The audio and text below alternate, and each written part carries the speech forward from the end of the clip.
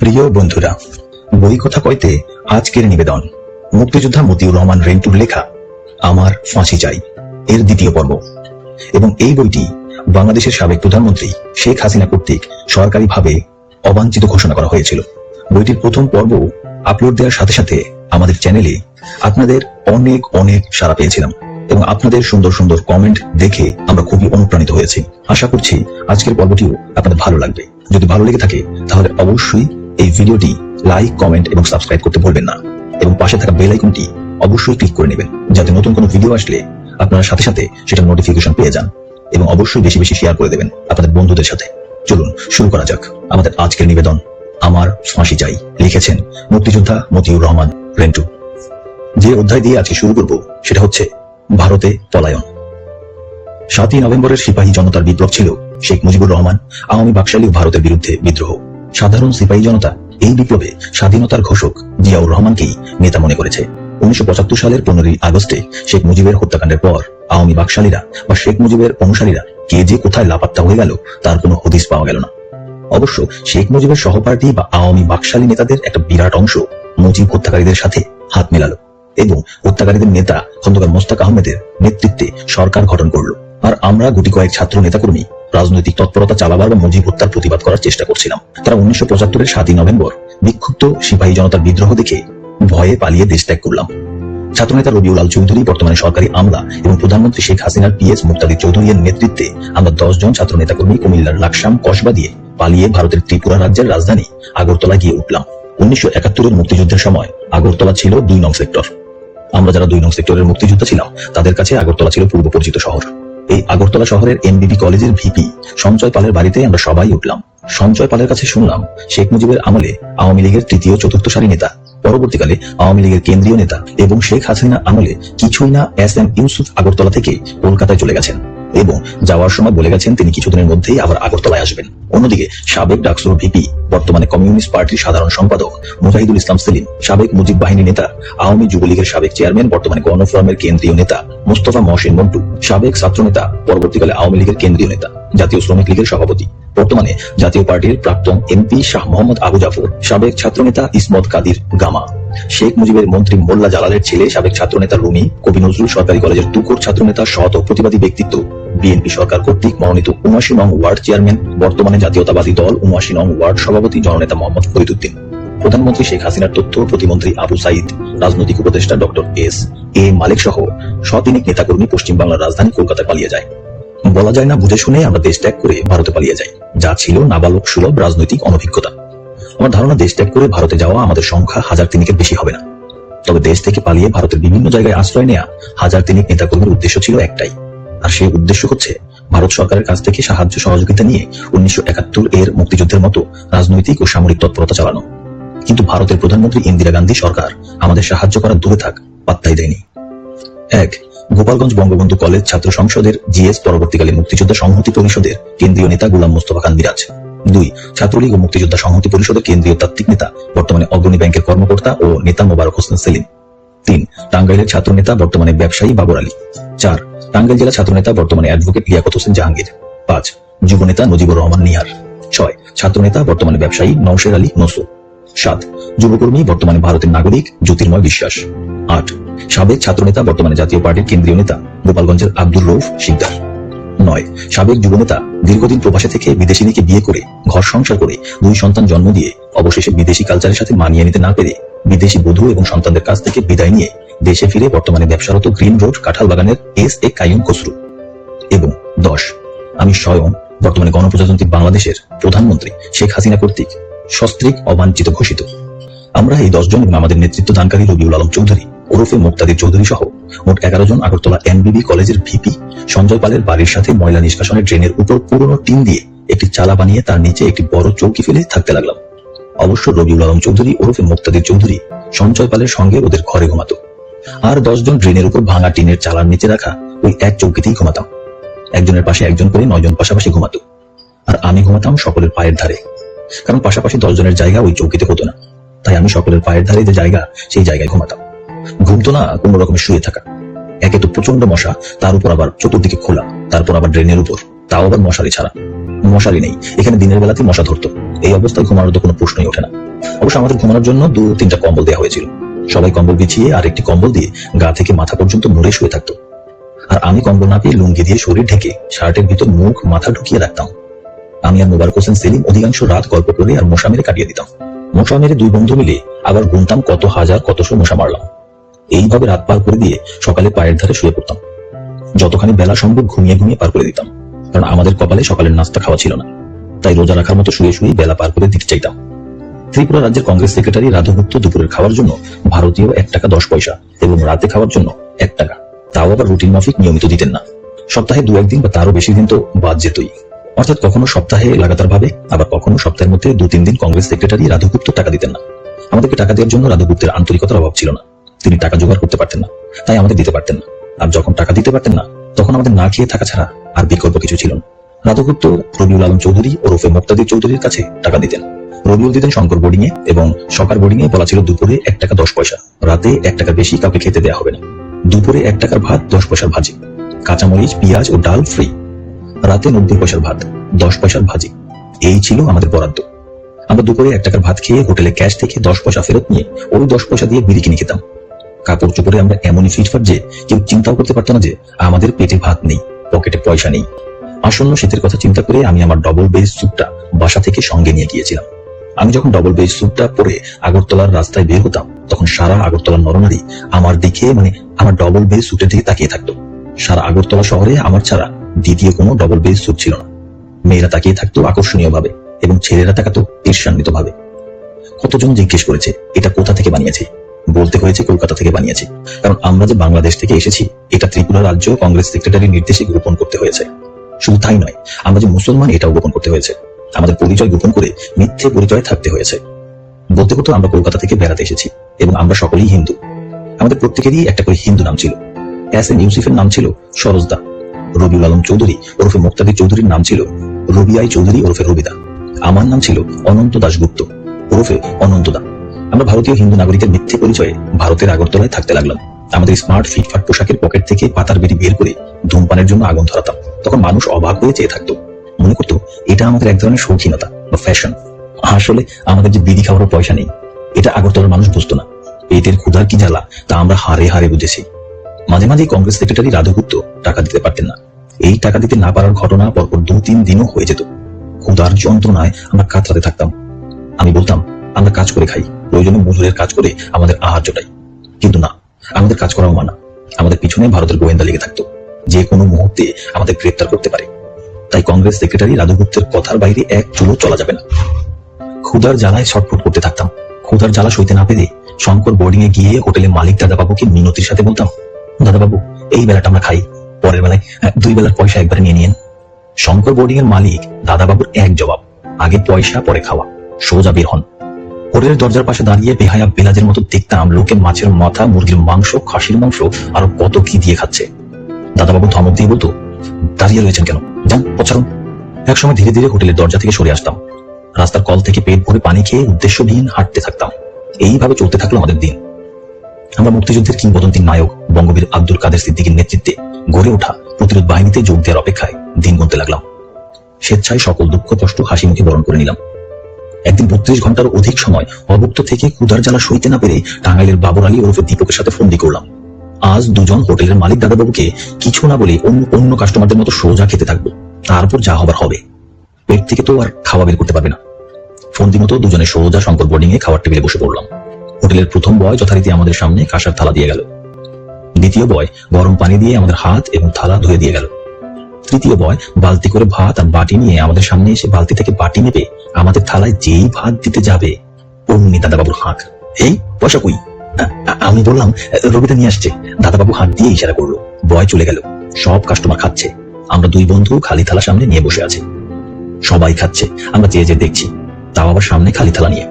এইভাবে কতক্ষণ ছিলাম জানি না। আমরা তো জানি রবিদা আসবে না, তারপরও রবিদা এখনো আসছে না কেন? চল তো গিয়ে দেখি। বলতে বলতে একসময় দুজনে হোটেল থেকে বেরিয়ে এলাম। তখন দুপুরবেলা আমরা যেখানে থাকি সেই পাড়ার এক বাড়িতে ডেকোরেশন হচ্ছে। জিজ্ঞেস করলাম, দাদা এখানে কি হবে? ভদ্রলোক উত্তর দিলেন, সন্ধ্যায় কীর্তন হবে। শুনে আমরা তো মহা খুশি। কীর্তন হবে মানে কীর্তনের প্রসাদ হিসেবে নিশ্চয়ই খিচুড়ি খাওয়াবে। বেজায় আনন্দ নিয়ে দুজনে ঘুরে বেড়াচ্ছি। কখন সন্ধ্যা হবে, কখন কীর্তন হবে, কখন আমরা খিচুড়ি খাবো। দুজনে যুক্তি করছি, আমরা আগে খাবো, তারপর অন্য বন্ধুদের খবর দেবো, নইলে আবার কোন ভেজাল বেঁধে যায়। রবিদা আবার যদি কীর্তনে আসা খিচুড়ি খাওয়া আমাদের জন্য নিষিদ্ধ করে, তাই ঠিক করলাম আমাদের খাওয়ার আগে কাউকে জানাবই না। সন্ধ্যার আগেই আমরা দুই বন্ধু এসে হাজির হলাম। তখন কেউ আসেনি। বাড়ির বাইরের লোকদের মধ্যে আমরাই সবার আগে এসেছি। বাড়ির গৃহকর্তা ইশারায় সামনে বিছানো হোগলায় বসতে বললেন। আমরা বসে পড়লাম। আমরা কোনো কথা বলছি না। কীর্তন শুরু হলো। কীর্তন শেষে গৃহকর্ত্রী মা আমাদের বিশেষ যত্ন সহকারে প্রসাদ মানে খিচুড়ি খাওয়ালেন। আমরা খুব খেলাম, যত দিলেন ততই খেলাম। নিষেধ করলাম না। যে যত্ন করে খাওয়ালেন মনে মনে ভয় পেলাম, যদি টের পাই আমরা মুসলমান, তাহলে আর দেহে প্রাণ থাকবে না, দেহটাও থাকে কিনা সন্দেহ। সবাইকে খবরটা দিলাম। পরিকি মরি করে দৌড়ে গেল সবাই। পরদিন দুপুরে পুকুর পাড়ে গেলাম চান করতে। চান মানে গোসল। আমরা তো সবাই হিন্দু, তাই গোসলকে চান বলতে হচ্ছে, পানিকে জল বলতে হচ্ছে। এর কোনো ভুল ভ্রান্তি হলে সর্বনাশ, উপায় থাকবে না। শান বাঁধানো পুকুর, পুকুর পাড়ে বসে আছেন সেই গৃহকর্তা। আমাদের দেখে জিজ্ঞেস করলেন, গতকাল প্রসাদ খেয়েছিলে? আমরা বললাম, জি খেয়েছি। ব্যাস, বৃদ্ধ গৃহকর্তার চেহারা পরিবর্তন হয়ে গেল। বার কয়েক আমাদের দিকে সন্দেহের দৃষ্টিতে তাকালেন, তারপর দ্রুত চলে গেলেন। আমি ভয় পেলাম, মনে মনে খুঁজতে লাগলাম কি ত্রুটি হলো, কিন্তু কোনো ত্রুটি খুঁজে পেলাম না। আমরা তাড়াতাড়ি চলে এলাম। ওই রাস্তায় আর গেলাম না, কাউকে কিছু বললাম না। আমাদের মধ্যে যে সত্যিকার হিন্দু বন্ধু ছিল জ্যোতির্ময়, ওকে একদিন ঘটনাটা বলায় জ্যোতির্ময় বলল, বিয়ে চেয়ে গেছিস, ধরা পড়ে গিয়েছিলি, তোর হিন্দু না। হ্যাঁ, কিভাবে? ওই যে জি খেয়েছি বলেছিস। তাহলে কি বলতে হবে? বলতে হবে আজ্ঞে খেয়েছি, জি বলা যাবে না। জির স্থলে আজ্ঞে বলতে হবে, জি মুসলমানরা বলে। এখন পড়ব বইটির পরবর্তী অধ্যায়, বাঘা সিদ্দিকীর কাছে যাওয়া। 15 ফেব্রুয়ারি 1976 রাতে ত্রিপুরা রাজ্যের কংগ্রেস সেক্রেটারি রাধগুপ্ত এসে বললেন, আগামীকাল সকালে কাদের সিদ্দিকীর কাছে যাওয়ার জন্য তোমরা তৈরি হও। শুনে আমরা তো মহা আনন্দিত। যাক, আল্লাহ পাক এই কর্মহীন ক্ষুধার্ত জীবন থেকে বাঁচালো। রাধগুপ্ত বাবু আমাদের হাতে আগরতলা টু ধর্মনগর বাসের 10টি টিকিট এবং 30টি অ্যাডোমিন ট্যাবলেট দিলেন। আমরা হতবাক হয়ে বলে উঠলাম, 30টা অ্যাডোমিন? রাধুবাবু বললেন, দোকানে আর ছিল না, তাই বেশি দিতে পারি নাই। তোমরা সকালে যাওয়ার সময় আরো কিছু অ্যাডোমিন নিয়ে নিও। কথা শুনে আমরা সবাই হেসে দিয়ে বললাম, এত অ্যাডোমিন ট্যাবলেট দিয়ে কি হবে? রাধুগুপ্ত হেসে হেসে বললেন, কাছে দেখো, কাজে লাগবে। তারপর আমাদের 2000 টাকা দিয়ে বললেন, খুব চেপে চেপে খরচ করবে, মনে রাখবে, ফুরিয়ে গেলে আর পাবে না। সবশেষে কাদের সিদ্দিকীর কাছে যাওয়ার রাস্তা সম্পর্কে বললেন। প্রথমে ধর্মনগর রেলওয়ে জংশন, সেখান থেকে ট্রেনে করে আসাম রাজ্যের রাজধানী গুয়াহাটি হয়ে ধুবড়ি, তারপর বাসে এবং হেঁটে মহেন্দ্রগঞ্জ বিএসএফ ক্যাম্পে যেতে হবে এবং সেখান থেকে বিএসএফ আমাদেরকে কাদের সিদ্দিকী বীর উত্তম এর কাছে পৌঁছে দেবে। পরদিন সকাল 7:30 আগরতলা টু ধর্মনগর বাসে উঠে বসলাম। ঠিক কাঁটায় 7:30 বাস ধর্মনগরের উদ্দেশ্যে ছেড়ে দিল। বাসের সুপারভাইজার বলল, আপনারা সকলেই বমির ট্যাবলেট অ্যাডোমিন খেয়ে নিন, কারো দরকার হলে আমাদের কাছ থেকে ট্যাবলেট নিতে পারেন। বাস চলতে শুরু করলো। মিনিট 20 মধ্যেই আমাদের বাস উঁচু পাহাড়ে উঠতে লাগলো। কি অদ্ভুত প্রাকৃতিক সৌন্দর্য! চারদিকে শুধু গাঢ় মনোরম সবুজের সমারোহ। উপরে পরিষ্কার নীল আকাশ, পৃথিবী যেন নীল আর সবুজ এই দুরঙে বিভক্ত। উপরে নীল আকাশ, তারই নিচে গাঢ় সবুজ পৃথিবী। মনোরম গাঢ় সবুজের ভিতর দিয়ে আমাদের বাসটি চোরকের মতো ঘুরতে ঘুরতে পাহাড়ের উপর উঠে যাচ্ছে, আবার ঘুরতে ঘুরতে নিচে নেমে যাচ্ছে। ইতিমধ্যেই বাসের মহিলা যাত্রীদের বমি শুরু হয়ে গেছে। সেই সাথে কিছু পুরুষ যাত্রীও বমি করা শুরু করছে। বাসের তীব্র ঘূর্ণনের ফলে আধা ঘন্টার মধ্যেই মহিলা যাত্রী সকলে বমি করে ফ্ল্যাট। মহিলাদের গায়ের কাপড় চোপড় বেসামাল। পুরুষ সঙ্গীরা প্রাণপণ চেষ্টা করেও মহিলাদের কাপড় গায়ে রাখতে পারছে না। এরই মধ্যে পুরুষ যাত্রীদের অর্ধেক বমিতে সামিল হয়েছে। তার মধ্যে আমাদের কয়েকজনও আছে। অ্যাডোমিন ট্যাবলেট খাচ্ছে আর বমি করছে। এতক্ষণ পুরুষেরা শাড়ি পরা মহিলাদের কাপড় সামলানোর বৃথা চেষ্টা করেছে, আর এখন কে কাকে সামলায়? চাচা আপন প্রাণ বাঁচা। ঘন্টাখানেকের মধ্যে আমি আর টাঙ্গাইলের বাবুর আলী ছাড়া বাসের মহিলা পুরুষ নির্বিশেষে সকল যাত্রী বমি করে ফ্ল্যাট। কাপড় চোপড় বেসামাল মহিলাদের দিকে তাকিয়ে দেখা তো দূরে থাক, সম্পূর্ণ উলঙ্গ হয়ে থাকা মহিলার দিকেও তাকাবার কেউ নেই, কারো সামর্থ্য নেই। আমার অবস্থাও কাহিল। চতুর্দিকের গাছের গাঢ় সবুজ রং আর নীল রং যে কত পীড়াদায়ক তা আগরতলা টু ধর্মনগর এই রাস্তায় যে যায়নি সে কখনোই বুঝবে না। ঘন্টা 2 পর পাহাড়ের একটা চওড়া প্রশস্ত মাঠের মতো জায়গায় বাসটি থেমে গেল। বাবুর আলী আর আমি বাস থেকে নেমে এলাম। এখানেও সেই পীড়াদায়ক গাঢ় সবুজ আর নীল, এছাড়া অন্য কোনো রং নেই, নেই অন্য কোনো কিছু। বাসের সুপারভাইজার জানালেন, এখানে আধা ঘন্টা রেস্ট। বাস থামতে আর 1-2 মিনিট দেরি হলেই আমিও বমি করে দিতাম। সুপারভাইজার বলল, তাড়াতাড়ি অ্যাডোমিন ট্যাবলেট খেয়ে নিন, বমি শুরু হয়ে গেলে আর খেয়ে লাভ হবে না। আমরা চট করে একসঙ্গে 2টো করে অ্যাডোমিন খেয়ে নিলাম। সুপারভাইজারকে জিজ্ঞেস করলাম, আপনাদের বমি হয় না? উত্তরে বলল, প্রথম হতো, এখন হয় না। প্রতিদিন যাওয়া আসা করি তো সয়ে গেছে। তাছাড়া আমরা রাত থেকেই ট্যাবলেট খেতে থাকি। রাতে 2টো খাই, সকালে খালি পেটে 2টো, নাস্তার পর 2টো খাই, তারপর বাসে উঠি। আমি আর বাবুর আলী ঘাসের উপর টান টান হয়ে শুয়ে পড়ি। বাসের অন্যান্য যাত্রীরাও শুয়ে পড়ে। আধা ঘন্টা পরে বাসের চালক যাত্রীদের বাসে উঠার জন্য হর্ন বাজাতে থাকে। আমরা সবাই বাসে উঠে পড়ি। বাস চলতে থাকে। ঘন্টা তিনেকের পর ধর্মনগর এসে বাস থামলো। আমরা বাস থেকে নেমে ধর্মনগর রেলওয়ে স্টেশনে গিয়ে গুয়াহাটি হয়ে ধুবড়ি যাওয়ার টিকিট কাটলাম। ধর্মনগর রেলওয়ে জংশন ঢাকার কমলাপুর রেল স্টেশনের চাইতেও বেশ বড়। ত্রিপুরা রাজ্যের সাথে কলকাতা সহ সমস্ত ভারতের এটাই হচ্ছে স্থলপথে একমাত্র যোগাযোগ ব্যবস্থা। স্টেশনে লুচি বিক্রি হচ্ছিল। আমার খুবই লুচি খেতে ইচ্ছে করছিল। নজিবুর রহমান নিহার আমাদের সকলের টাকা একসঙ্গে দিয়েছিল। আমি নজিবুর রহমান নিহারের কাছে লুচি খাওয়ার জন্য টাকা চাই, কিন্তু নিহার আমাকে টাকা নষ্ট করা যাবে না বলে বিমুখ করে। আমি অনেক বলি, অনেকবার বোঝাবার চেষ্টা করি যে আমার লুচি খেতে খুবই মন চেয়েছে। আমি এও বলি রাতের খাবারের পরিবর্তে আমি লুচি খাবো, আমাকে 2 টাকা দেওয়া হোক। কিন্তু কিছুতেই নজিবুর রহমান নিহার আমাকে লুচি খাওয়ার জন্য 2 টাকা দেয়নি। আমার আজও এই 20-22 বছর পরও মনে হয় নিহার আমাকে লুচি খাওয়ার জন্য টাকা না দিয়ে বাড়াবাড়ি করেছে, অন্যায় করেছে। ও তো এরই নাম দিন যায় কথা থাকে। আমরা সকলে ট্রেনে উঠলাম। ট্রেন ছেড়ে দিল। ট্রেন একসময় আসামের রাজধানী গৌহাটি স্টেশনে থামলো। আমরা ট্রেনে বসেই মনোমুগ্ধকর মনোরম পাহাড়িয়া শহর গৌহাটিকে দেখলাম। সৌন্দর্যের অপূর্ব লীলায় ভরপুর পাহাড়িয়া গৌহাটি শহর দেখে মনে হয় থেকেই যাই। গৌহাটি স্টেশন থেকে ট্রেন পাল্টিয়ে আমরা ধুবড়ির ট্রেনে উঠলাম। ভারতের ত্রিপুরা রাজ্য পাড়ি দিয়ে আসাম রাজ্যের পুরো রেলপথ অতিক্রম করে আমরা ধুবড়ি এসে ট্রেন থেকে নেমে বাসে করে খুব সম্ভবত বাংলাদেশের ব্রহ্মপুত্র নদীর ভারতীয় অংশের পারে এলাম। ইঞ্জিন চালিত নৌকায় বিশাল চওড়া এই নদী পার হয়ে ভারতের মেঘালয় রাজ্যে প্রবেশ করলাম। তারপর মেঘালয়ের পাহাড়িয়া জঙ্গলের ভেতর দিয়ে হাঁটতে থাকলাম। সন্ধ্যা গড়িয়ে রাত নেমে এলো। সেই দুপুর থেকে হাঁটতে শুরু করেছি। এখন রাত্রি দ্বিপ্রহর। ক্লান্ত বিষণ্ণ ক্ষুধার্ত দেহ আর চলতে চায় না, কিন্তু না চলে উপায় কি? ঘুটঘুরে অন্ধকার। মাঝে মাঝে জঙ্গলের জীবজন্তু জল জলের চোখ ছাড়া আর কিছুই দেখা যায় না। এর মধ্যেই আমরা 10 জন তরুণ একই উদ্দেশ্যে অজানা পথ চলছি। আরো কিছুদের এগোতেই অন্ধকারে ছায়ার মতো মনে হলো ওইটা বিএসএফ ক্যাম্প হতে পারে। উচ্চ স্বরে চড়া গলায় জিজ্ঞেস করলাম, এ ভাইয়া ইয়ে বিএসএফ ক্যাম্প হ্যাঁ? বলতে বলতে আর একটু এগোতেই হোল্ড হ্যান্ডস আপ বলে বিএসএফ সেন্ট্রি তেড়ে উঠল। আমরা সবাই হাত উঁচু করে দাঁড়িয়ে রইলাম। 3-4 জন বিএসএফ আমাদের দিকে টর্চ মেরে হাতে অস্ত্র নিয়ে এগিয়ে এলো। কাছে এসে জিজ্ঞেস করলো, তুম লোক কন হে? আরো 5-7 জন বিএসএফ এসে আমাদের ঘিরে ফেলে বলল, হাত নামাইয়ে। আমরা হাত নামালাম। একজন বিএসএফ, তুম লোক ইয়া ঠেরো হাম আ রাহা হ্যায় বলে ক্যাম্পের ভিতরে চলে গেল। আমরা বললাম, হাম লোক ইধার बैठ सकता है? বিএসএফ বলল, बैठे बैठे। আমরা মাটিতে বসে পড়লাম। প্রথমে একটু হাতের উপর ভর দিয়ে বসলাম, তারপর মাটিতে শুয়ে পড়লাম। দেহের ক্লান্তিতে ঘুমিয়ে পড়লাম। কতক্ষণ ঘুমিয়েছিলাম জানি না। বিএসএফ এর ডাকে ঘুম ভাঙলো। তারপর কড়া পাহারায় আমাদের ক্যাম্পের ভিতর নিয়ে গেলে একজন মেজর আমাদের সাথে কথা বলল। তাকে আমরা বিস্তারিত বললাম এবং আমাদের খেতে দেয়া ও বিশ্রাম নিতে দেওয়ার সুযোগ দেওয়ার জন্য আবেদন করলাম। তিনি 10 জন বিএসএফ দিয়ে বললেন, উন লোক কা সাথ যাইয়ে। বিএসএফ এর সাথে আমরা আবার হাঁটতে শুরু করলাম। রাত্রি শেষ হলো, আমাদের হাঁটা শেষ হলো না। পূর্বাকাশ রঙিন করে সূর্য উঠল। আমরা চলতেই থাকলাম। 5-6 মাইল দূরে আরেকটা বিএসএফ ক্যাম্পে এসে আমাদেরকে বুঝিয়ে দিলে নতুন বিএসএফ দল আমাদেরকে সঙ্গে নিয়ে হাঁটতে শুরু করলো। আমরা তাদের কাছেও খাবার আবেদন করলাম, কিন্তু কোনো ফল হলো না। বেলা 12টার দিকে অন্য একটা ক্যাম্পে আমাদের এনে 2টা রুটি আর বুটের ডাল খাওয়ানো হলো। পেটে প্রচন্ড খিদে মুহূর্তের মধ্যে রুটি শেষ হয়ে গেল। আমাদের খাওয়ার জন্য আধা ঘন্টা সময় দেওয়া হয়েছিল। আধা ঘন্টা পর আবার আমাদের নিয়ে বিএসএফ হাঁটা শুরু করলো। একটার পর একটা ক্যাম্প আর দল বদলের মাধ্যমে আমরা হাঁটতেই লাগলাম। এইভাবে 2 দিন 2 রাত এক নাগারে বিরামহীন হেঁটে আমরা মহেন্দ্রগঞ্জ বিএসএফ ক্যাম্পে পৌঁছলাম। এখানে বিএসএফ এর একজন ব্রিগেডিয়ার আমাদের পৃথক পৃথকভাবে সারা রাত জিজ্ঞাসাবাদ করে। 20শে ফেব্রুয়ারি বিকেলে আমাদের মনে হলো আজ রাত 12টার পরে তো 21শে ফেব্রুয়ারি, মহান শহীদ দিবস। সিদ্ধান্ত নিলাম শহীদ দিবস উদযাপন করব।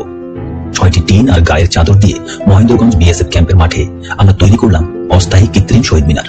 রাত 12টা 1 মিনিটে গোলাম মুস্তফা খান মিরাজ, মোবারক হোসেন সেলিম, আব্দুর রব শিকদার, এস.এ. কাইয়ুম খসরু, নজিবুর রহমান নিহার, নওশের আলী নসু, বাবর আলী, লিয়াকত হোসেন জাহাঙ্গীর, জ্যোতির্ময় বিশ্বাস এবং আমি মতিউর রহমান রেন্টু, আমরা এই 10 জন লাইন ধরে আব্দুল গাফফার চৌধুরী রচিত শহীদ আলতাফ মাহমুদ সুররূপিত বিখ্যাত ঐতিহাসিক অমর গান আমার ভাইয়ের রক্তে রাঙানো 21শে ফেব্রুয়ারি আমি কি বলতে পারি গাইতে গাইতে মাঠ প্রদক্ষিণ করে আমাদের তৈরি শহীদ মিনারে পুষ্প অর্পণ করি। মহেন্দ্রগঞ্জ বিএসএফ ক্যাম্পের প্রায় সকল সদস্য গভীর কৌতূহল আর আগ্রহ নিয়ে দাঁড়িয়ে শ্রদ্ধার সাথে এই দৃশ্য অবলোকন করেছে। বঙ্গবীর কাদের সিদ্দিকী বীর উত্তম এর পক্ষ থেকে সাভারের মাহবুবুর রহমান মাহবুব মহেন্দ্রগঞ্জ বিএসএফ ক্যাম্পে প্রথম আমাদের সাথে সাক্ষাৎ করেন। দিন 10 পর আমাদেরকে বঙ্গবীর কাদের সিদ্দিকীর নেতৃত্বে গড়ে ওঠা জাতীয় মুক্তি বাহিনীর হেডকোয়ার্টার চান্দুভুইতে নেওয়া হয়। চান্দুভুই নামক স্থানে 2 পাহাড়ের মাঝখানে, যেখানে দিনে সূর্য দেখা যায় না, আকাশও দেখা যায় না, জঙ্গলের ভিতর এমন একটি স্থানে খড়কুটো দিয়ে কোন রকমে বানানো ঘরে আমাদের থাকার ব্যবস্থা হলো। আদিম যুগে মানুষ যখন পাহাড়ে জঙ্গলে বাস করত তখন হয়তো মানুষ থাকার জন্য এর চাইতে ভালো ঘর করেছিল। বঙ্গবীর আব্দুল কাদের সিদ্দিকী বীর উত্তম এর কাছে আমরা এলাম, কিন্তু দুঃখ গেল না, দুঃখ সঙ্গেই রয়ে গেল। এখানেও ক্ষুধার যন্ত্রণা। প্রতি 24 ঘন্টায় একবার খাওয়া। বেলা 12টার দিকে নারিকেলের আচার, 1 আনা ভাত, সঙ্গে সামান্য ডালের পানি। পরের দিন আবার বেলা 12টায় ওই পরিমাণ ভাত, অর্থাৎ 24 ঘন্টা পর পর একবার যৎ সামান্য ভাত। চান্দুভুই পৌঁছার 3 দিন পর বাঘা কাদের সিদ্দিকের সঙ্গে আমাদের দেখা হলো। বাঘা সিদ্দিকী আমাদের প্রথম দর্শনে বললেন, কষ্টের আগুনে জ্বলে জ্বলে অঙ্গার হতে হবে, তারপর দেশ সেবা করতে হবে। যদি পারো তাহলে তোমরা আমার সাথে থাকো, না পারলে ভাই চলে যাও। তিনি আরো বললেন, হাসি মুখে কষ্ট করতে না পারলে দেশ সেবা করা যাবে না। দেশ সেবার মানেই হচ্ছে কষ্ট করা। 1971-এর মুক্তিযুদ্ধের চাইতেও আরো বেশি কষ্ট করতে হবে, আরো বেশি ত্যাগ স্বীকার করতে হবে। 1971-এ আমরা সবকিছুই সহজে পেয়ে গিয়েছিলাম, তাই জাতির জীবনে আজ এই বিপর্যয় নেমে এসেছে। তাই বলি ভাই, যদি কষ্ট করতে পারো, যদি সর্বোচ্চ ত্যাগ স্বীকার করতে পারো, তাহলে থাকো, নইলে চলে যাও। প্রত্যুত্তরে আমরা বললাম, আমরা জ্বলে পুড়ে ছাই হয়ে যাব, তবু আপনার সাথে দেশের কাজ করব। সাথীদের প্রায়ই আমি বলতাম, পৃথিবীতে এমন কোন লেখক আছেন এই জায়গা, এই পরিবেশ, এই ঘটনা নিয়ে লিখে মানুষকে বোঝাতে পারবে? এখন পড়ব বইটির পরবর্তী অধ্যায়, প্রতিবাদ যুদ্ধ। আমরা অধিকাংশই 1971-এর মুক্তিযোদ্ধা, তাই সামরিক ট্রেনিং এর বিশেষ প্রয়োজন হলো না। মাসখানেক ট্রেনিং এর মহড়া দিয়েই আমরা সরাসরি ডিফেন্সে চলে গেলাম। ডিফেন্স মানে সীমান্ত এলাকায় আমাদের ক্যাম্প। আমরা 10 জন বিচ্ছিন্ন হয়ে এক এক ক্যাম্পে এক একজন চলে গেলাম। আমি গেলাম ময়মনসিংহ জেলার হালুয়াঘাট সীমান্তের ক্যাম্পে। সিদ্ধান্ত হলো গেরিলা যুদ্ধের জন্য দেশের ভিতরে গিয়ে শেখ মুজিব অনুসারী যুবকদের সামরিক প্রশিক্ষণ দিয়ে বিভিন্ন স্থানে গেরিলা ক্যাম্প গড়ে তোলা। G3 অটোমেটিক রাইফেল, পাকিস্তানের তৈরি এই রাইফেল 1971-এর মুক্তিযুদ্ধের সময় পাকিস্তানিরা আমাদের বিরুদ্ধে ব্যবহার করেছিল। দেশ স্বাধীন হওয়ার পর ভারত এই G3 রাইফেল সহ পাকিস্তানি অন্যান্য অস্ত্রশস্ত্র নিয়ে গিয়েছিল। MMG, স্টেনগান, 6 ইঞ্চ মর্টার সহ আমরা 18 জন যোদ্ধা বৃহত্তম সিলেটের সুনামগঞ্জ জেলায় প্রবেশ করি। আমাদের আরো কয়েকটি গ্রুপ বিভিন্ন সীমান্ত দিয়ে দেশের ভেতরে প্রবেশ করে। সুনামগঞ্জের অধিকাংশ জায়গা হলো হাওর অঞ্চল। এই অঞ্চলের প্রধান বৈশিষ্ট্য হলো হিন্দু এবং মুসলমান পৃথক পৃথক গ্রামে বাস করে। যে গ্রামে হিন্দু বাস করে তার 5-7 মাইল পর অন্য একটি গ্রামে মুসলমান বাস করে, তার 5-7 মাইল পর আবার হিন্দু গ্রাম। এখানে সব পরিবারই কৃষি পণ্য নির্ভর। এক এক পরিবার 500-700 এমনকি 1000-1200 মণ ধান পায়, তবে মুসলমানের চেয়ে হিন্দুরাই বেশি ধনী। এখানে 15-20 মাইলের মধ্যে কোনো পাকা বা পিচের রাস্তা নেই। হাওর এবং নিম্ন অঞ্চল হওয়ায় প্রচুর ফসল হয়। নগর বা শহর সভ্যতা কি জিনিস এখানকার মানুষ জানে না। এখানে কোনোদিন সাম্প্রদায়িক দাঙ্গা ঘটেনি। হিন্দুরা মহা উৎসবে মহা আনন্দে ধর্মীয় অনুষ্ঠান করে।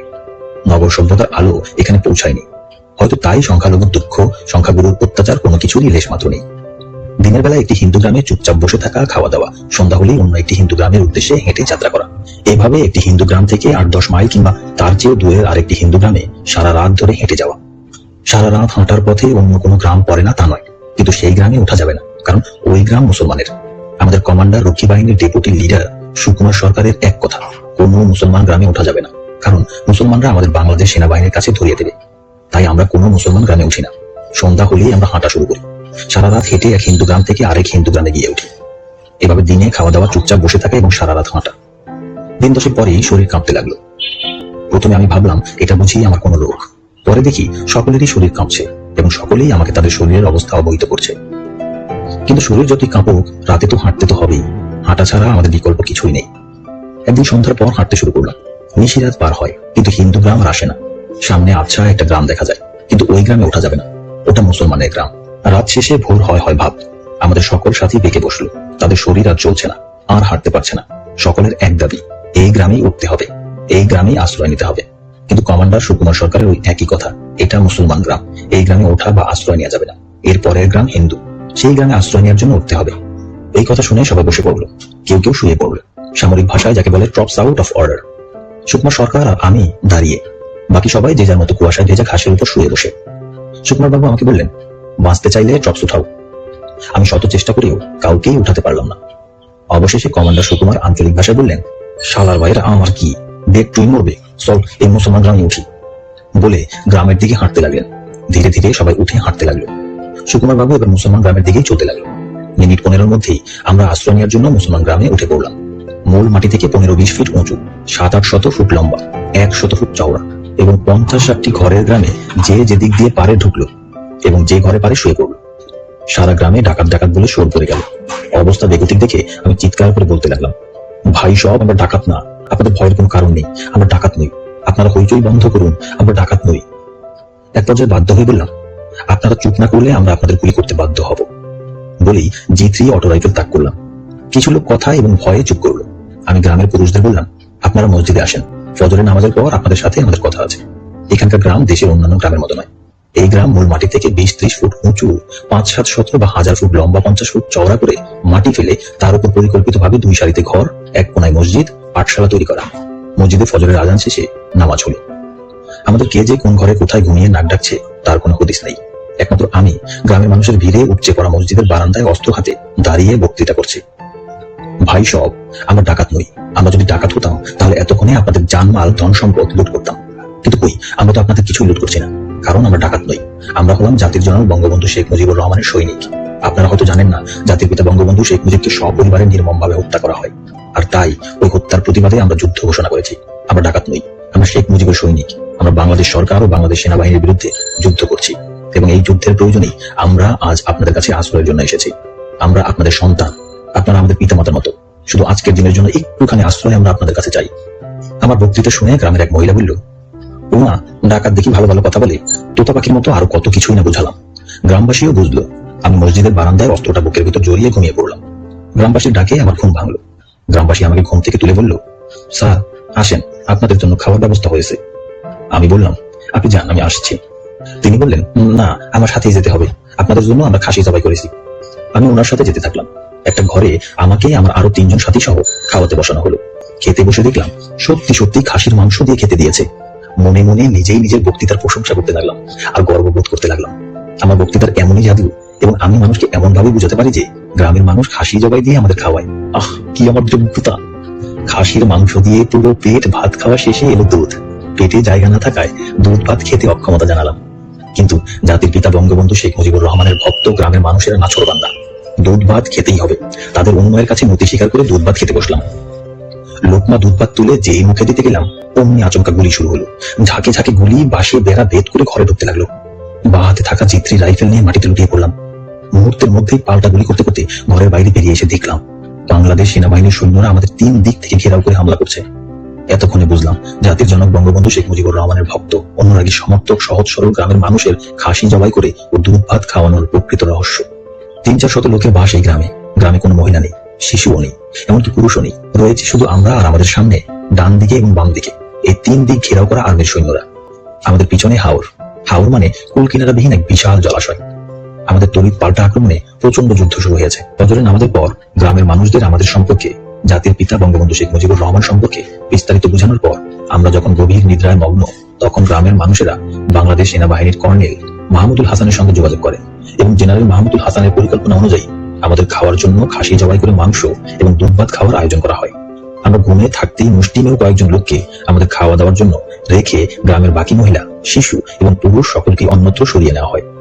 হিসেবটা এরকম ছিল, আমরা খাসির মাংস আর দুধ ভাত খেতে ব্যস্ত থাকবো, আর মাহমুদুল হাসানের সৈন্যরা 3 দিক থেকে ছুটিকে আক্রমণ করে আমাদের জীবিত ধরে নিয়ে যাবে। আমাদের সঙ্গে থাকা অত্যাধুনিক সমরাস্ত্র সম্পর্কে মাহমুদুল হাসানের সঠিক ধারণা ছিল না। তিনি আমাদের আন্ডার এস্টিমেট করেছিলেন, অস্ত্র শস্ত্রের দুর্বল মনে করেছিলেন। ফলে প্রায় 3 শতাধিক সৈন্য নিয়ে 3 দিক থেকে ঘেরাও করে আক্রমণ করেও আমাদের কাবু করতে পারেননি। আমরা তড়িৎ পাল্টা আক্রমণের মাধ্যমে মাহমুদুল হাসানের আক্রমণ প্রতিহত করে দিই। জেনারেল মাহমুদুল হাসান হেলিকপ্টারের সাহায্যে অস্ত্র ও সৈন্য সমাবেশ করতে থাকে। আমরা হেলিকপ্টার লক্ষ্য করে 6 ইঞ্চ মর্টার থেকে গোলা নিক্ষেপ করলে হেলিকপ্টার পালিয়ে যায়। কিন্তু ইতিমধ্যেই জেনারেল মাহমুদুল হাসান তার সৈন্যবল ও অস্ত্রবল বিপজ্জনক মাত্রায় বৃদ্ধি করে। প্রচন্ড গতিতে যুদ্ধ চলতে থাকে। বাংলাদেশ সেনাবাহিনীর লক্ষ্য আমাদের জীবিত কিংবা মৃত অবস্থায় পরাস্ত করা, আর আমাদের লক্ষ্য প্রাণে বাঁচা। যুদ্ধের কৌশলগত কারণে আমাদের অবস্থান ছিল অনেক সুবিধাজনক, কারণ আমরা ছিলাম গ্রামে অর্থাৎ উঁচু জায়গায়, আর সেনাবাহিনী ছিল ধান খেতে অর্থাৎ নিচু জায়গায়। যুদ্ধে আমাদের মিডিয়াম মেশিন গান চালক উপজাতীয় গারো তরুণ আশু মারাক ও তার অল্প বয়সী তরুণ সহকারী চালক দীনবন্ধু মারাক ফিল্মের নায়কের মতো অভূতপূর্ব সাহসিকতার সাথে 100 রাউন্ড গুলির এক চেইন বিশিষ্ট এমএমজি মিডিয়াম মেশিন গান চালাতে থাকে। এমএমজি এর সামনে 2টি পা আছে। এই পা দুটি মাটিতে রেখে শুয়ে থেকে তারপর এমএমজি চালাতে হয়।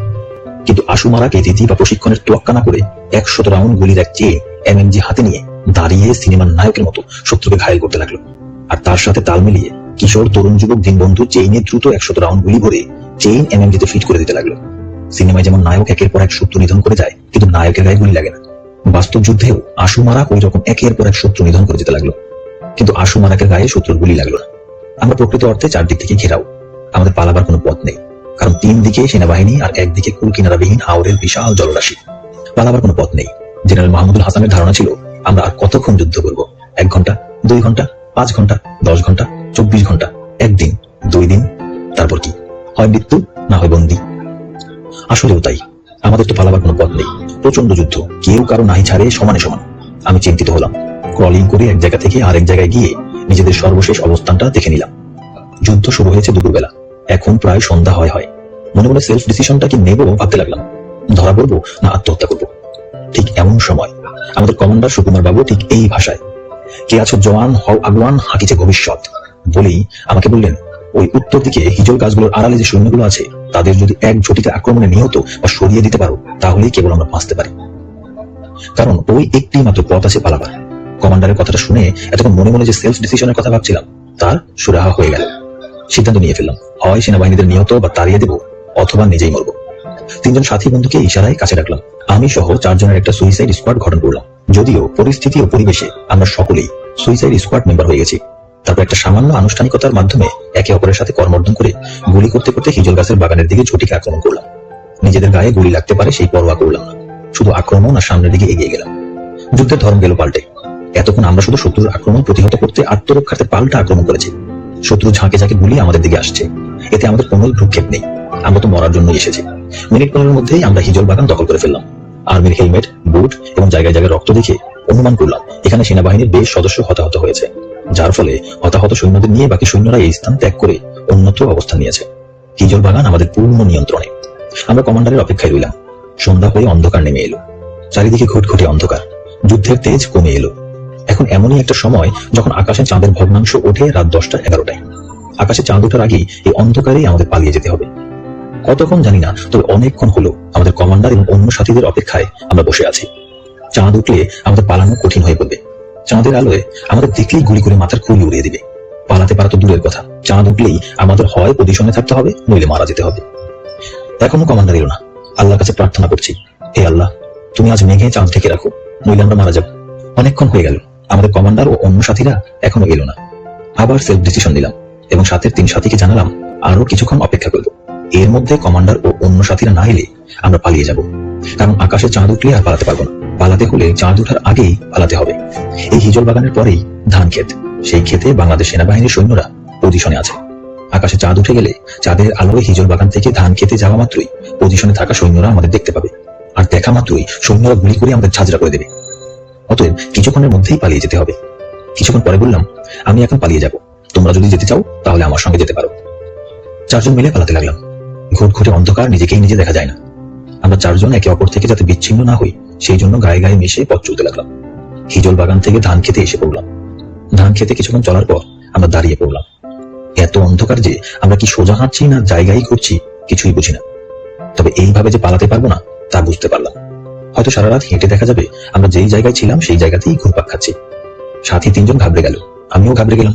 একজন জিজ্ঞেস করলো, এখন উপায় কি? বললাম, দাঁড়িয়ে তো থাকা যাবে না, হাঁটতেই হবে, তাতে যা হয় হবে। তবে সকলেই খেয়াল রাখবে, গ্রামের মানুষ যে পথে চলে সেই পথের ঘাস উঠে সাদা মাটির পথ হয়, সেই পথ অন্ধকারেও আবছা দেখা যাবে। আমরা হাঁটতে থেকে সেই পথ পেলে একটা উপায় হবে। আমাদের এক সাথী বিমল বলল, দাঁড়ান, আমার পায়খানা পেয়েছে। আমরা দাঁড়ালাম। বিমল পায়খানা করতে বসেই বলল, পেয়েছি পেয়েছি, এই পথ পেয়েছি। আমরা দেখলাম, হ্যাঁ, এই তো গ্রামের মানুষের পায়ে চলার পথ। বিমলের পায়খানা শেষে খুঁজে পাওয়া পথ ধরে ধীরে ধীরে হাঁটতে লাগলাম। মনে অনেক ভয়, এই পথ না হারায়। সাথী নওশের আলী নসু বলল, দাঁড়ান, আমার শরীর কেমন ভারী হয়ে যাচ্ছে। বললাম, ভারী হোক আর হালকা হোক, দাঁড়াবার সময় নেই বন্ধু। এর মধ্যে দেখলাম একটা লোক ধান খেতে বসে বিড়ি বা সিগারেট খাচ্ছে। প্রতি টানে টানে ফুলকি দিয়ে স্পষ্ট আগুন দেখা যাচ্ছে। আমি নিশ্চিত হলাম এই লোক বেসামরিক লোক, মানে পাবলিক। কেননা কোন সামরিক প্রশিক্ষণ প্রাপ্ত লোক এই সময়ে এই রাতে এই যুদ্ধ ময়দানে বিড়ি বা সিগারেট খেতে পারে না। সামরিক প্রশিক্ষণকালে এই যুদ্ধ ময়দানে রাতের বেলায় বিড়ি বা সিগারেট খাওয়ার ভয়াবহ পরিণতি সম্পর্কে বিশেষ তামিল দেওয়া হয়। সাথী বন্ধুদের বললাম, এই লোককে ধরে গান পয়েন্টে নিয়ে পালাবার পথ বের করে নিতে হবে। এই লোককেই গান পয়েন্টে আমাদের সাথে নিয়ে পালাতে হবে। আপনারা বিড়ির আগুন লক্ষ্য করে ক্রলিং করে ওই লোকের 2-3 হাত সামনে গিয়ে অবস্থান নেবেন।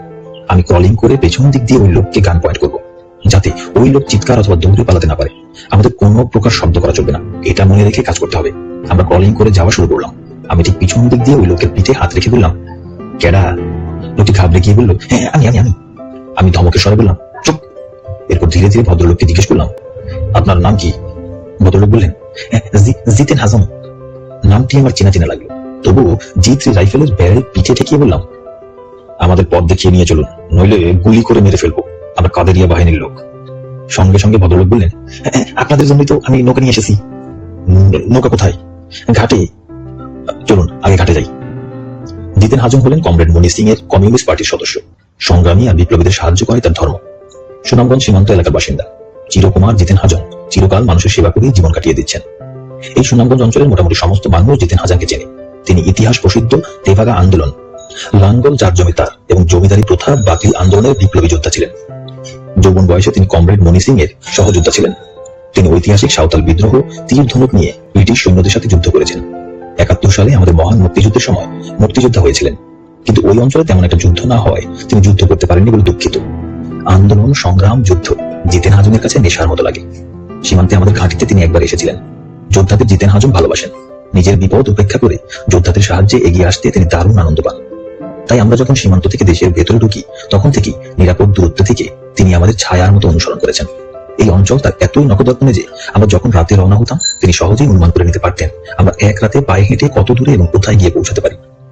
পরের দিন তিনি আবার আমাদের কাছাকাছি কোনো জায়গায় অবস্থান নিতেন, কিন্তু সরাসরি আমাদের কাছে আসতেন না।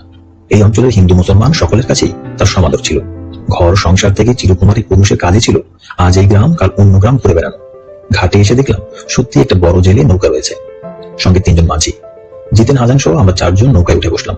আমাদের 4 জনের একজন হলো কমান্ডারের ছোট ভাই অরুণ সরকার। নৌকায় উঠেই অরুণ সরকার বলল, দাদারে ছাড়া যাবো না, দাদারে আনার ব্যবস্থা করেন। জিতেন হাজম বললেন, হ্যাঁ তোমরা নৌকায় বসো, আমি কমান্ডারকে খুঁজে আনি।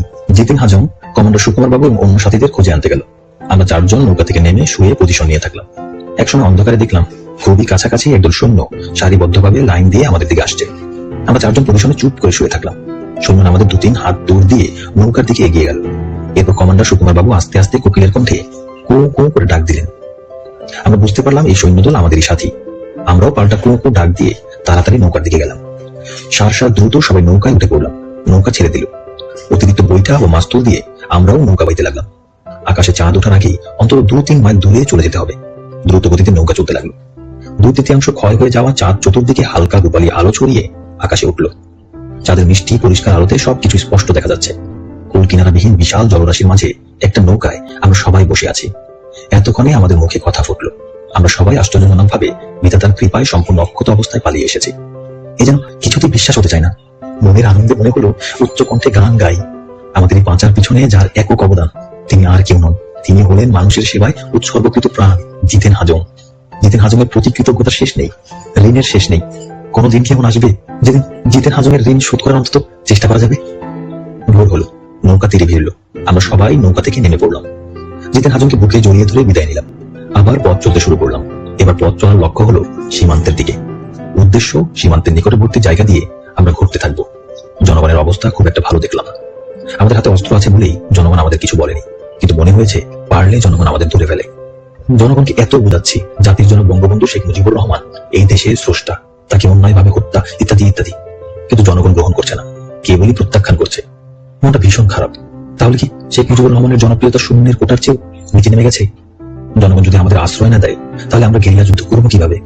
জনগণ আর গেরিলা যুদ্ধের সম্পর্ক হতে হবে পানি আর মাছের। মাছ যেমন পানি ছাড়া বাঁচে না, গেরিলা যুদ্ধও জনগণ ছাড়া বাঁচে না। পানি যদি মাছকে আশ্রয় না দেয় তাহলে মাছের যেমন নিশ্চিত মৃত্যু হবে, ঠিক জনগণ যদি গেরিলা যুদ্ধকে আশ্রয় না দেয় তাহলে গেরিলা যুদ্ধেরও নিশ্চিত মৃত্যু হবে। মনে নানান প্রশ্ন। শেখ মুজিবুর রহমান কি মানুষের কাছে এতই অগ্রহণযোগ্য হয়ে পড়েছিল? তাকে এইভাবে খুন করা হলো। আমরা তার প্রতিবাদে যুদ্ধ করতে এলাম, অথচ জনগণ আমাদের গ্রহণই করছে না। আসলে সশস্ত্র প্রতিবাদী শেষ কথা নয়। আমরা যারা শেখ মুজিবের অনুসারী, আমাদের নিজেদের কর্ম দ্বারা এবং জনগণকে বোঝানোর মাধ্যমে ধীরে ধীরে আবার শেখ মুজিবের প্রতি মমত্বশীল করে তুলতে হবে এবং শেখ মুজিবুর রহমানের হারানো জনপ্রিয়তা আবার ফিরিয়ে আনতে হবে। তাহলে কেবল আমরা সশস্ত্র যুদ্ধ বা নিরস্ত্র লড়াইয়ে বিজয়ী হতে পারবো।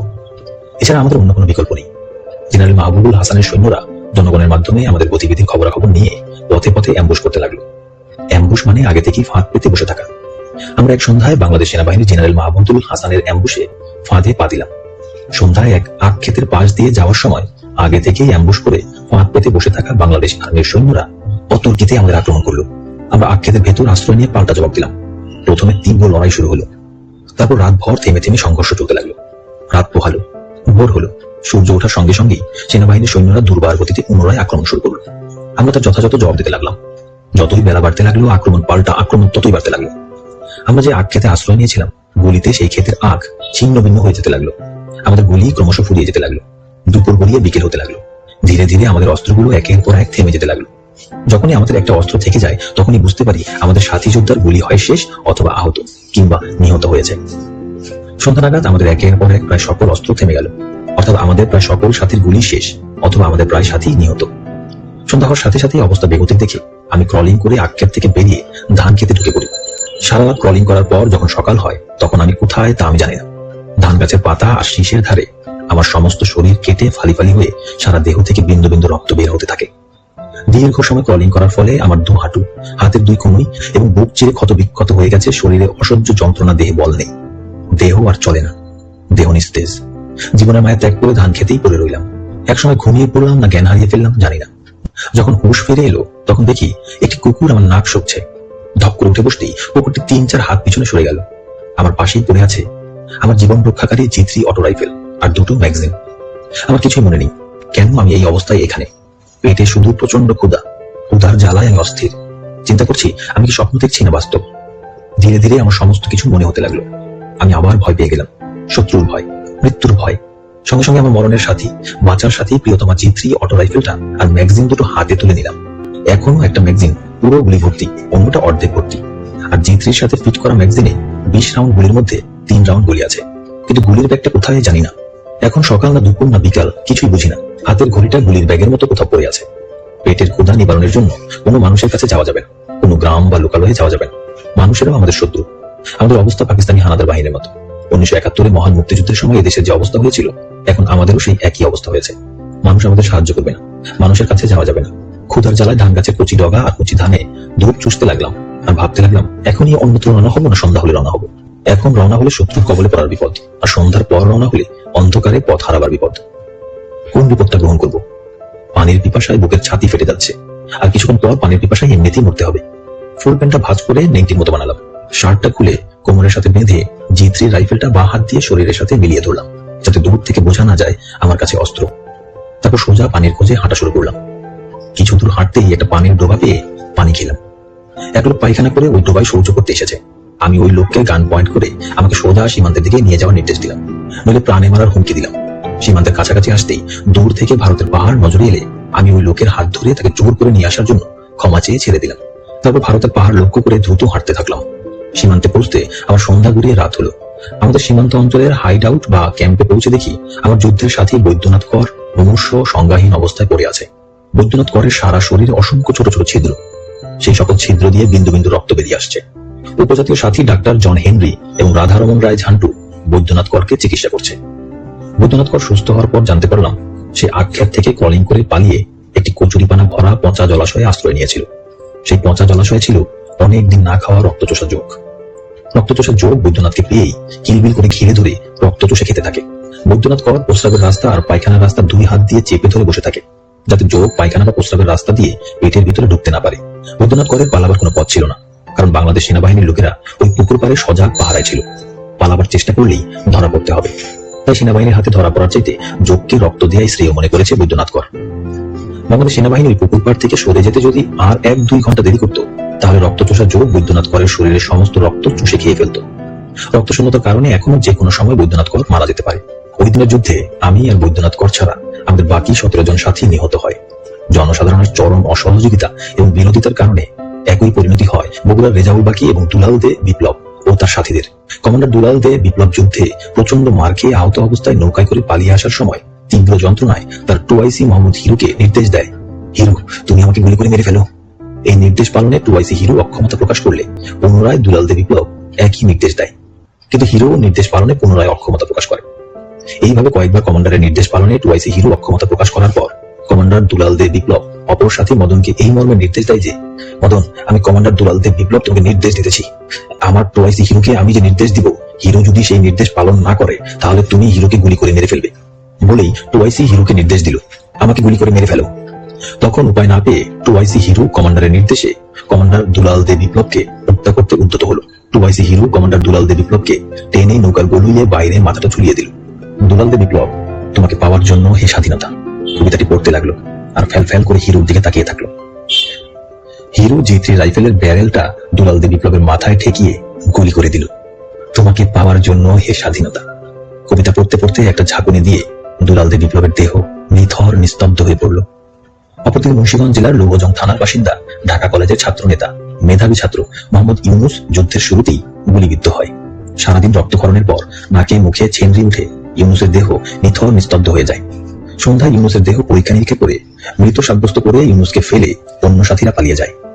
বছর চারেক পরে ঘনিষ্ঠ এক প্রতিবেশীর বাড়িতে এক অনুষ্ঠানে ওই যুদ্ধের কথা উঠলে অনুষ্ঠানে আগত এক ভদ্রমহিলা রাগান্বিত ও ক্রুদ্ধ কণ্ঠে আমাকে গালাগালি দিয়ে বলেন, আমার ভাইকে তোমরা আহত অবস্থা ফেলে পালিয়ে গিয়েছিলে। ওই ভদ্রমহিলার কাছে জানতে পারলাম তিনি নিহত বলে ধরে নেয়া মোহাম্মদ ইউনুসের বড় বোন।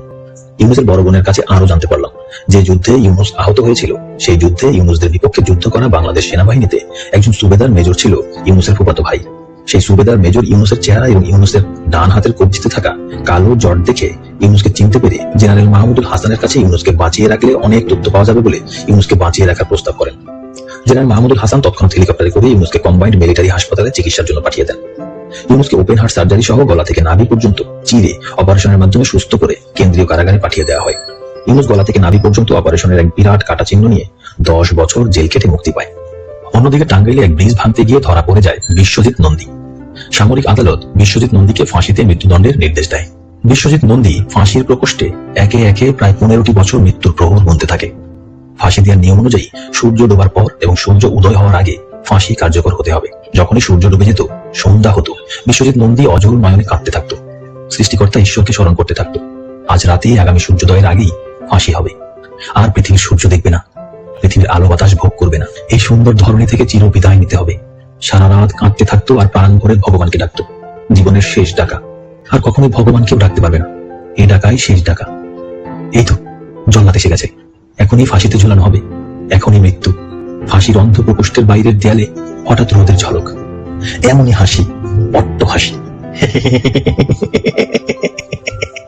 আমার ফাঁসি হয়নি, আমি মরিনি, আমি অন্তত আরো একদিন বেঁচে গেলাম, আরো একদিন পৃথিবীতে থাকবো, পৃথিবীর বাতাস গ্রহণ করব। আমি মরিনি, আমি মরিনি, আমি আজ বেঁচে গেছি। ফাঁসির অন্ধকার প্রকোষ্ঠে সারাদিন হাসি আর আনন্দ। দিন শেষে সূর্য যখন ধীরে ধীরে ডুবতে শুরু করলো, সন্ধ্যা নেমে এলো, আবার অঝোর নয়নে কান্না আর ঈশ্বরকে স্মরণ করা। এই বুঝি জল্লা দিল, ফাঁসির দড়ি গলায় ঝুলিয়ে দিল, মৃত্যু হলো। এভাবে প্রতিদিন, প্রতি সপ্তাহ, প্রতি মাস, প্রতি বছর, প্রায় 15 বছর। সারাদিন হাসি, সারা রাত কান্না। বিশ্বজিৎ নন্দী হিন্দু হওয়ায় ভারতের পশ্চিম বাংলার জনগণের সমর্থন এবং ভারত সরকারের চাপের কারণে ফাঁসি কার্যকর হয় না। পরবর্তীতে বিশ্বজিৎ নন্দীকে প্রায় 15 বছর পর নিঃশর্ত মুক্তি দেওয়া হয়। মুজিবুর রহমান নিহার ও শাহাদাত হোসেন সুজার যৌথ নেতৃত্বে 17 জনের একটি গ্রুপ 1976 সালের আগস্টে সুজার নিজ জেলা গাইবান্ধা দখল করে। গাইবান্ধা দখলের প্রথম লড়াইয়ে সহযোদ্ধা আলমগীর নিহত হয়। 3রা সেপ্টেম্বর 1976 বাংলাদেশ সেনাবাহিনীর বগুড়া ক্যান্টনমেন্ট থেকে 6 বেঙ্গল এবং রংপুর ক্যান্টনমেন্ট থেকে 16 বেঙ্গল এই সৈন্যরা পুরো গাইবান্ধা ঘেরাও করে নিহার ও সুজাদের আক্রমণ করলে নিহার সুজারা পাল্টা আক্রমণের মাধ্যমে পিছু হটতে থাকে। লড়াই পিছু হটা করতে করতে নিহার সুজারা গোবিন্দগঞ্জ থানায় চলে গেলেও সেনাবাহিনীর ঘেরাও ভাঙতে পারেনি। 6 সেপ্টেম্বর 1976 বিকেল 5টায় গোবিন্দগঞ্জের কামাদিয়া গ্রামে নিহার সুজাদের 8 জন সাথী যোদ্ধা নিহত হয় এবং গুলি শেষ হয়ে যাওয়ায় ও আহত হওয়ায় নিহার সুজা হুমায়ুন সহ 8 জন সাথী বন্দী হয়। বন্দীদের মধ্যে 1 মুজিবুর রহমান নিহার, 2 আবু বক্কর সিদ্দিকী, 3 রেজাউল করিম রেজা এবং 4 বিকাশ। এই 4 জন যোদ্ধা আহত অবস্থায় বন্দী হয়। সুজা, হুমায়ুন, মুন্না ও রফিকুল এই 4 জন অক্ষত অবস্থায় গ্রেপ্তার হয়। বন্দী হওয়ার ঘণ্টাখানেক পর আহত নিহার, বক্কর, রেজা ও বিকাশকে সেনাবাহিনীর লোকেরা সুজা, হুমায়ুন, মুন্না ও রফিকুলের সামনেই ব্রাশ ফায়ার করে মেরে ফেলে এবং জীবিতদের ঘণ্টা 2 পরে রংপুর ক্যান্টনমেন্টে নিয়ে যাওয়া হয়। প্রায় 1 মাস ব্যাপী নানা ধরনের নির্যাতন ও জবানবন্দি শেষে কর্নেল আজিজের 5 নং মার্শাল কোর্টের বিচারে যাবজ্জীবন সশ্রম কারাদণ্ড দিয়ে রংপুর কারাগারে পাঠিয়ে দেওয়া হয়। রংপুর, রাজশাহী ও কুমিল্লার কারাগারে একটানা 10 বছর জেল খেটে সুজা, হুমায়ুন, মুন্না ও রফিকুল মুক্তি পায়। সীমান্তে ফিরে এসে আমাদের জাতীয় মুক্তি বাহিনীর সর্বাধিনায়ক বঙ্গবীর আব্দুল কাদের সিদ্দিকী বীর উত্তম ওরফে বাঘা সিদ্দিকীকে রণ ও কৌশলগত কারণে আমাদের গেরিলা যুদ্ধ করা সম্ভব নয় এবং উচিত নয় বলে আমার অভিমত ব্যক্ত করে পিছনে শত্রু না রেখে রণকৌশল নির্ধারণের কথা বলি। দেশের মানুষের অবস্থা, আমাদের সম্পর্কে মানুষের ধারণা, সর্বোপরি শেখ মুজিবুর রহমানের জনপ্রিয়তা ইত্যাদি বিস্তারিত বিচার বিশ্লেষণ করে কাদের সিদ্দিকী সরাসরি সম্মুখ সমরের সিদ্ধান্ত নিলেন। তিনি ঘোষণা দিলেন, যুদ্ধে যত সময় লাগুক না কেন আমরা সামনাসামনি যুদ্ধ করব, প্রয়োজনে 1 ইঞ্চি করে ভূমি মুক্ত করব, তবু পিছনে কোনো শত্রু রাখবো না। আমরা বৃহত্তর সিলেট ও ময়মনসিংহ জেলার সীমান্ত অঞ্চলে শক্তিশালী ঘাঁটি স্থাপন করলাম এবং বেশ বড় এলাকা জুড়ে মুক্ত অঞ্চল তৈরি করলাম। প্রতিদিন প্রতি মুহূর্তে বাংলাদেশ সেনাবাহিনী ও বিডিআর এর সাথে আমাদের সম্মুখ যুদ্ধ চলতে লাগলো। সেনাবাহিনী, বিডিআর তারা চাইতো আমাদের সীমান্তের ওপারে অর্থাৎ ভারতে তাড়িয়ে দিতে। আমরা চাইতাম আমাদের মুক্তাঞ্চল আরো বাড়াতে। আমাদের আমাদের সাথীরা ময়মনসিংহ জেলার কমলাকান্দা থানা আক্রমণ করে থানার ওসি আশরাফ উদ্দিনকে সস্ত্রীক ধরে মুক্ত অঞ্চলে নিয়ে আসে। পরে আমরা ওসি আশরাফ উদ্দিনকে চলে যেতে বললে তিনি চলে না গিয়ে আমাদের সাথে একাত্ম হয়ে যুদ্ধ করতে থাকেন।